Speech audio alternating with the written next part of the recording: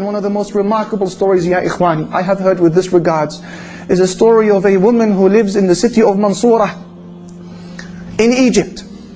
A lady who said that I came from a very poor family, and her husband was absent for one reason or another. And she said, my daughter became very ill on one particular evening, and she began to fever like never before. And I could do nothing for her. I have no money for food. We spent that evening hungry, let alone buy her medication. And I would pray 2 rak'at to Allah Almighty, 2 units, and call upon Him and attend to my daughter. And pray and call and place my trust in Him and call to my daughter. Attend to my daughter.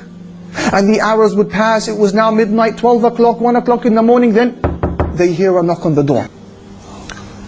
Who is it? It's the doctor. It's the doctor.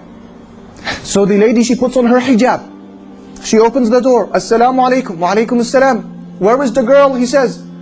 The lady, she says, she's in the room. Allahu Akbar, who sent him? He comes into the room. He checks her, prescribes for her medication, and then leaves the house. And he says, payment please. Payment. And the woman began to cry. She said, doctor, I don't have anything to pay you with. He said, what do you mean? How rude of you. You should be ashamed of yourself. Don't you have any shyness?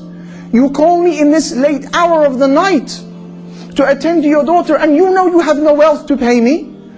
She said, doctor, wallahi, I didn't call you. I don't even have enough money to buy a phone. We haven't even eaten this evening. He said to her, what do you mean you didn't call me? Is this not door number such and such? She said, no, that's the door next door. The doctor, he began to weep, because he understood that this was Allah who sent him their way. He said, please, let me go back inside. What is your story? Who are you? How did this happen? And she explained the story. He understood.